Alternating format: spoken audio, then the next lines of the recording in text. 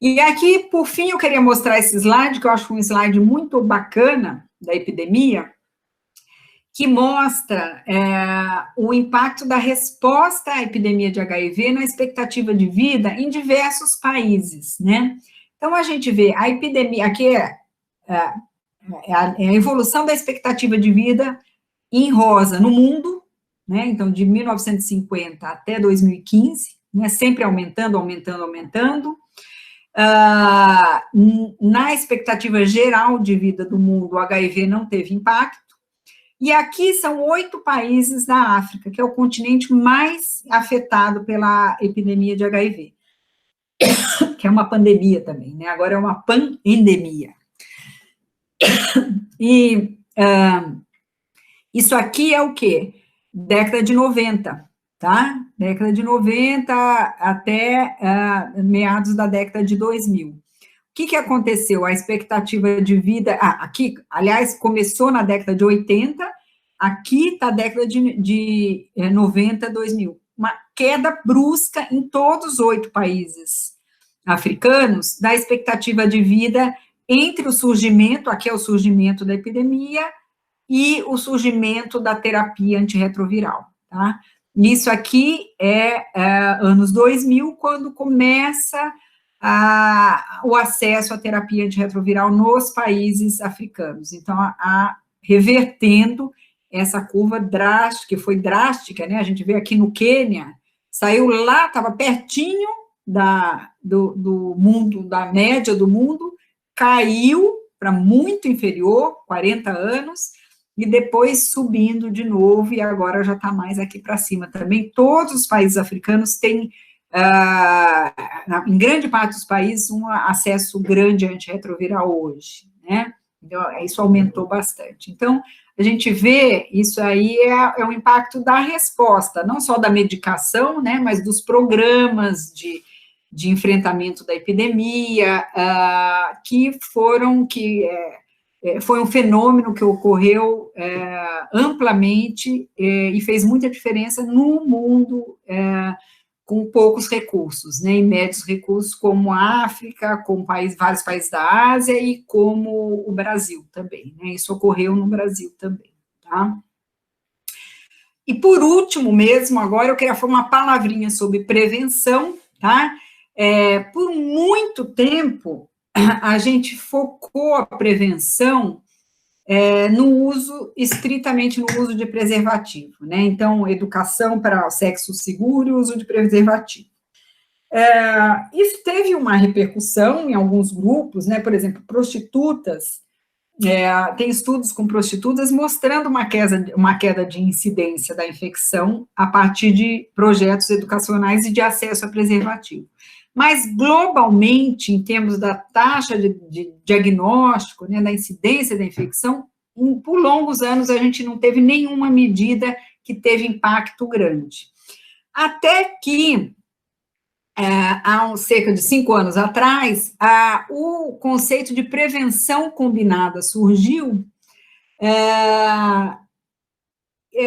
ensinando para nós que a gente tem que combinar intervenções biomédicas, comportamentais e estruturais relacionadas ao sistema de saúde também, para ter efetividade na prevenção em HIV. Então, se a gente só ficar com um dos braços, a gente não vai ter efetividade, né? Então, a gente precisa de programas que permitam a implementação de intervenções comportamentais e biomédicas, precisa de educação, né, e acesso, para a gente poder usar intervenções biomédicas que têm se mostrado de grande eficácia, né, mas que sozinhas, sem os outros braços, elas não funcionam, né, que a gente tem que implementar essas intervenções. Então, o uso de preservativos que a gente usou isoladamente não teve impacto grande.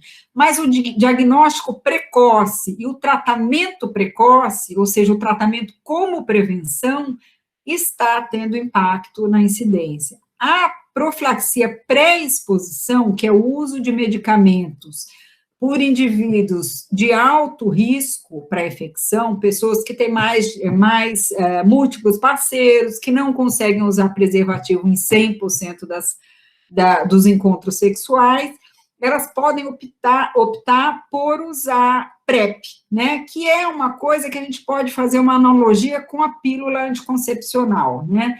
Então, a pílula anticoncepcional, ela pode ser usada para evitar a gravidez? Claro que pode. Ué, mas não existe camisinha, não existe preservativo? Por que a pessoa não usa preservativo? Porque aí já previne de outras doenças e tal. Tem que usar para prevenir de infecções sexualmente transmissíveis. Mas a combinação de estratégias, ela é mais eficaz. Então, a PrEP é a combinação, como a pílula e o preservativo para gravidez é uma pílula, preservativo, educação para sexo seguro, e outros programas também de intervenção biomédica, como troca de seringas, não é uma coisa relevante aqui no Brasil, por conta do crack, né, não é com seringa, e a profilaxia de transmissão vertical para a mãe durante a gestação e a amamentação, né? Então, isso tudo aqui só é muito eficaz, mas só é eficaz se houver estrutura para a gente implementar e intervenção comportamental, educação e chamada para o uso dessas medidas de prevenção, né? Então, isso aqui já tem estudos de impacto, né, mostrando que a prevenção combinada está trazendo diminuição da incidência nos locais onde está sendo implementada, né, o que é uma boa notícia para nós. Eu mostrei para vocês a queda da mortalidade depois que a gente começou a tratar cedo, né, a gente já percebeu uma medida, e isso vem sendo observado nos últimos, mais recentemente, né. Então, era isso que eu queria falar para vocês. Desculpa aí pela extensão da aula, eu me perdi aqui, me animei e não vi que já passaram quase mais de 1h30, né? E eu estou disponível para perguntas, se vocês quiserem perguntar, discutir alguma coisa. Professora, desculpa interromper, tem uma pergunta no chat. Tem 2 perguntas, na verdade. No chat.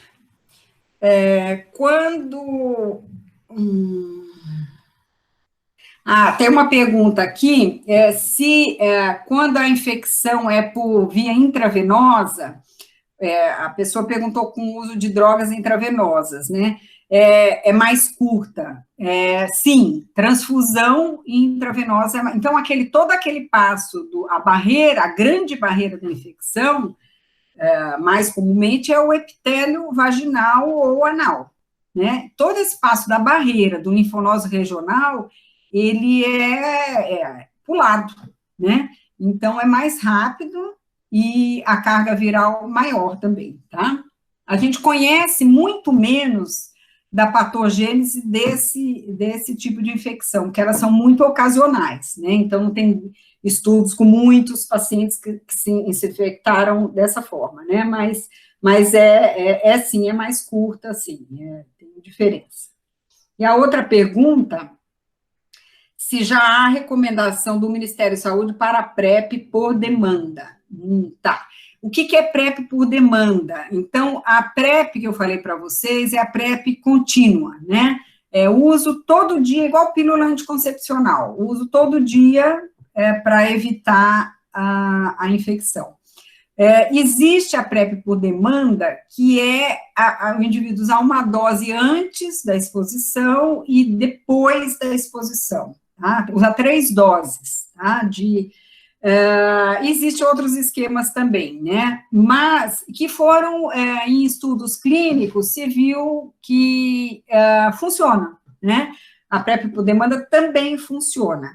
Mas a PrEP recomendada, aprovada e recomendada no Brasil é a PrEP contínua, tá? A PrEP por demanda é um esquema mais recente e menos estudado que a PrEP contínua, mas também é uma possibilidade, só que ainda não foi implementado no Brasil, tá? É PrEP contínua só no Brasil. Alguma outra pergunta? Professora? Tem uma pergunta aqui. Se existe alguma razão para a não produção de uma vacina de HIV? Existe, né? A razão não é uma razão de decisão, é uma razão que se diz respeito à dificuldade de fazer uma vacina eficaz, né? O vírus HIV, ele é um vírus que, durante seu processo, seu ciclo de replicação viral, ele sofre milhares de mutações em cada ciclo, tá? E, então, a partir da infecção inicial, o indivíduo, durante as inúmeras replicações que ocorrem, os vírus vão ficando um pouquinho diferentes, quase espécies de vírus vão surgindo, né? São levemente diferentes uns dos outros, né? E tem subtipos diferentes também, não só diferenças, assim, mesmo dentro do indivíduo tem quase espécies diferentes, mas existem subtipos diferentes também. E é difícil, não foi, ainda não se tem um correlato de proteção. Por exemplo, tem algumas infecções que você sabe, se tiver um nível tal de anticorpos neutralizantes, essa pessoa está protegida. Não existem anticorpos neutralizantes identificados no caso da infecção pelo HIV, né? A gente faz o teste anti-HIV, detecta anticorpos, mas esses anticorpos que a gente detecta não são neutralizantes, então não impedem em nada a evolução da infecção. Então, uma dificuldade na evolução da vacina é fazer uma vacina que proteja contra todos os subtipos e quase espécies. A outra dificuldade é achar qual é o correlato de proteção no caso de HIV, né? O que é uma resposta celular, é uma resposta humoral, a gente não sabe também, tá? Então, a vacina, existem 2 vacinas mais promissoras atualmente em pesquisa, tá? Bom, infelizmente, desde que eu comecei a estudar e trabalhar com HIV, faz 30 anos, existia uma promessa de vacina em 10 anos, então a gente não sabe, assim, tem um certo otimismo que essas 2 do momento sejam talvez mais promissoras do que foram as anteriores, mas realmente a gente ainda está em fase muito inicial de vacina para o HIV. Alguma outra pergunta? Aqui, bom, uma pergunta aqui. Supondo que uma pessoa tenha tido relação sem proteção com uma pessoa desconhecida, qual a orientação a ser dada para esta pessoa? Qual o primeiro serviço que ela deve procurar para ter acesso à profilaxia e até quanto tempo a gente pode, da exposição, a gente pode falar em efetividade? Tá, ótima pergunta, tá? Primeiro, a orientação que a gente dá para a pessoa. Então, se a pessoa teve uma exposição e não se protegeu, né? Ou a pessoa é desconhecida, ou ela não sabe a sorologia da pessoa, não tem como perguntar, ela identifica, não, tive uma exposição de risco, ela deve procurar um centro de testagem, tá? E um serviço duas coisas, ela deve, tem serviço de testagem que fazem a profilaxia, mas um serviço de cuidado ao HIV que vai fazer um serviço de urgência, os prontos-socorros, eles têm que ter os protocolos de profilaxia, tá? Pronto-socorro, serviços de referência, né? Então, por exemplo, todas as cidades, várias cidades têm centros de referência em DST, né? Esses centros de referências, muitas vezes, também são centros de testagem, tá? E eles oferecem a profilaxia, tá? Um centro de urgência, um pronto-socorro, vai oferecer a primeira dose e vai encaminhar para um centro de referência para complementar a profilaxia. E quanto tempo dá para a gente esperar para começar a prevenção, a profilaxia pós-exposição? Lembra que eu falei para vocês, demoram 5 dias para o vírus chegar lá? É essa a janela, tá? A gente sabe de estudos animais em primatas que depois de 48 horas da exposição, iniciar a profilaxia pós-exposição já se torna muito pouco eficaz, tá? Então, o idealmente tem que ser dentro de 48 horas da exposição. Porém, a gente faz, né, e a gente prescreve se até tiver dentro de 72 horas, tá? A gente dá uma margem, porque mais naquela atitude vai que funciona, mas o esperado é que a eficácia seja dentro das 48 horas, tá? Porque, na verdade, a gente chama de profilaxia da infecção, mas é um abortamento da infecção inicial, né? Antes da infecção se estabelecer lá no linfócito regional. E é nesse momento que a gente tem que entrar com a PEP, né? A profilaxia, tá? Alguma pergunta a mais? Todo mundo quer jantar? Sim, né?